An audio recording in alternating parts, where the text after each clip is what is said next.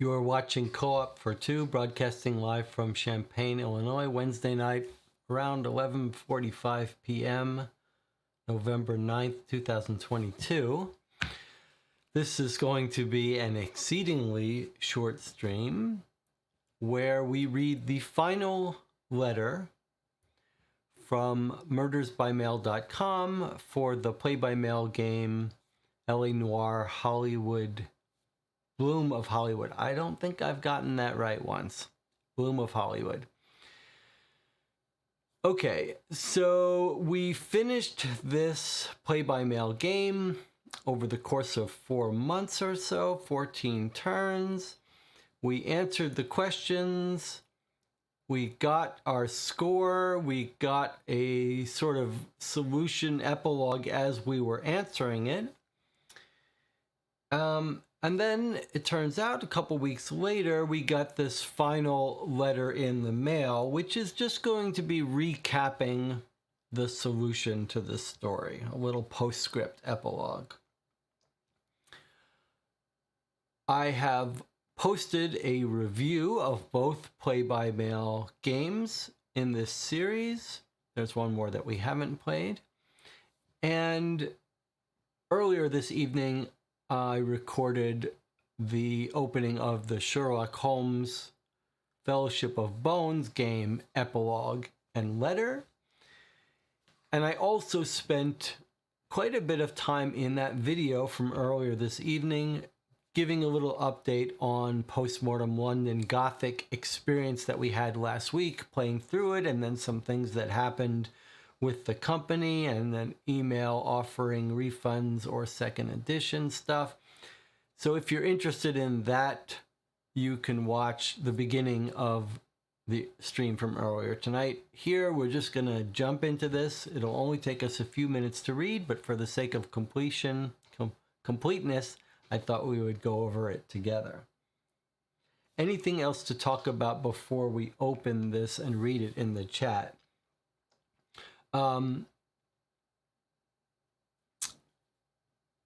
There is something to say before we open it, which is that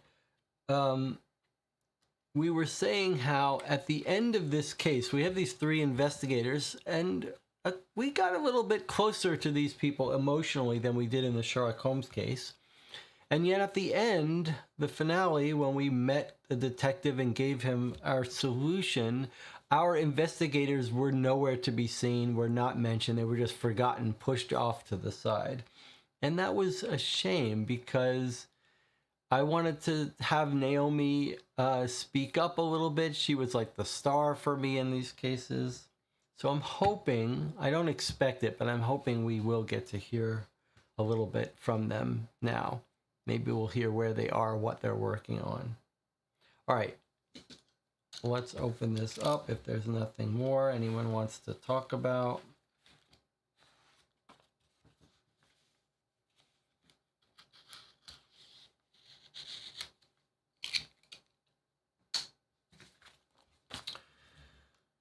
So you'll remember normally these cases have a little map showing where each of our detectives has gone. Here it's different. Here we've just got a summary of how many locations we visited, 39. Our score, we already knew that. It was a fairly easy case at the end.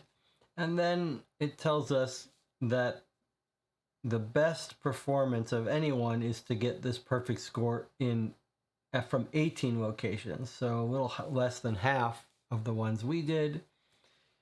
6 turns. Okay, so here we have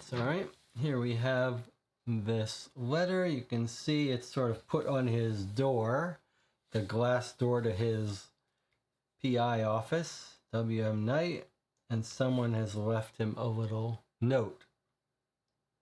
This might be from the mother, I wonder. And then we've got a nice double page spread. Oh, look at this. This is kind of nice, actually. So here we are. He's on his desk. He's got his drink.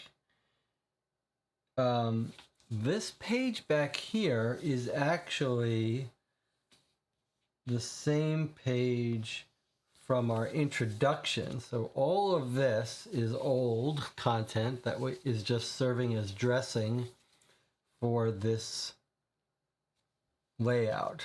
This is new and this is new, although this picture we've seen before. So not much actually here compared to the Sherlock Holmes one. Just a little bit of writing, and let's read it. So this is from the mother. Let's see what she says. Dear Mr. Knight, as you might expect, this is a difficult message to deliver, but for all the pain the truth brings to me, I believe not knowing would have been worse. I wanted answers and you found them. Thank you. Sincerely, Rose Fitzgibbon. So this is the mother who's taking it pretty well in stride that her one daughter killed the other.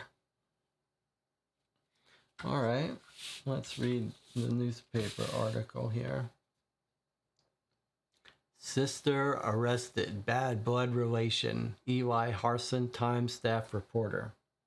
Hollywood, June 16th. Los Angeles Deputy District Attorney Carl Kenner announced last night that a suspect has been arrested and charged for the murder of young actress Violet York. In a shocking instant of sororicide, the culprit appears to be none other than York's older sister, Poppy Fitzgibbon. While few details concerning the arrest have been released to the press, it is believed that the motivation for the crime was long-standing enmity and jealousy between the two siblings. LAPD Detective Burke McGinty credits solid investigative work, long hours, and friends of the department with leading to the arrest. Like her late sister, the elder Fitzgibbon was a singer and performer, although with only a sputtering and largely unremarkable theatrical career. Sources confirm that she may have even been given consideration to replacing her sister in the upcoming film project Great Blue Love, opposite former York beau Joe Sten. Representatives from Champion Studios had no comment. And then it's continued. And then we've got some photos here. So this photo we knew of Violet York, but it's fun to see 2 more photos, especially fun to see a photo of our culprit finally. Poppy Fitzgibbon. And there's the 2 sisters together. Well, she looks like a femme fatale. She looks the part. Okay, but that's fun. I like seeing the photos. It might have even been nice to see a photo of them in the game. Pretty threadbare little epilogue here. And no sign of our helper detectives, as we feared. So we didn't get to meet up with Naomi again. Or Bev. That's sort of a shame.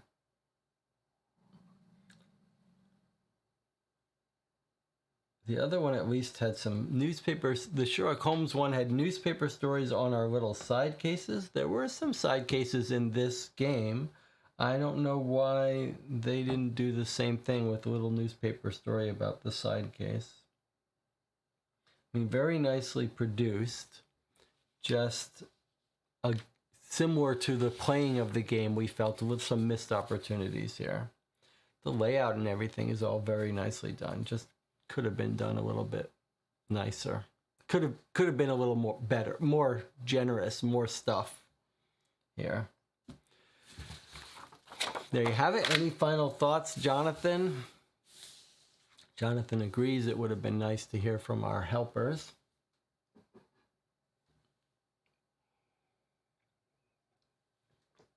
There's been some discussion about whether we should play the third and final play-by-mail game.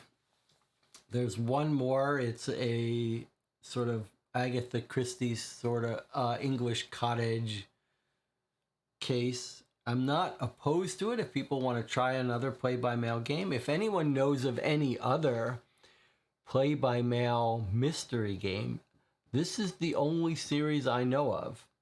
If you know of another one that's still extant, still running, I would be curious to hear about it.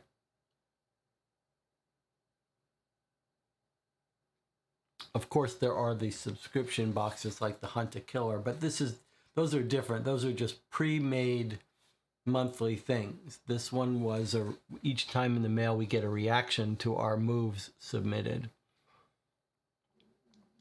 I guess the original, the play-by-mail game concept is not new. It's almost died off completely, but I guess originally you would have to send your moves in the mail too, right? This one you send your moves on the website and you get replies in the mail. I guess the original concept, you'd have to write and send your moves away. Some of the original play-by-mail games, the person behind the scenes was actually writing replies personalized to your choices each time. This one is all computer automated. Jonathan says, it's interesting. If you open the questions at the beginning and knew the questions, you could go for the quickest score, but it's not in the spirit of the game. Yeah, we could have answered these questions much earlier if we had known what they were. It was fun moving around the world. There's something enjoyable about getting the replies in the mail. Lots of potential for this. Lots of room for someone else to make a game, another play-by-mail game that sort of tries to lean into this stuff. Maybe some sort of hybrid between a subscription mystery box like Hunt a Killer and a play-by-mail where the mailings change based on your choices. We talked a little bit about that in the review. I'm curious about this from a game design perspective, about what you could do with it. How much did it cost them to send us replies? We took 42 moves, so 14 letters they had to send us. Sent bulk mail, but still maybe $5, $6 in postage they had to spend. It's a $40 game, including shipping and everything. So $6 in postage. Of course, if they had sent more elaborate replies as we wanted, it would have cost them a little bit more.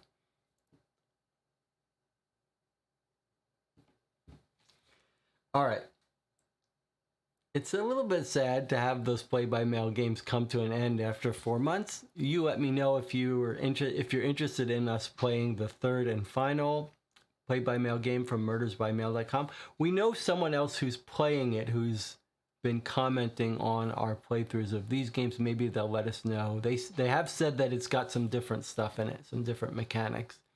So I am a little bit curious. If the channel wants to play it, I'd be happy to get it and play it. With that, I'll see you next time.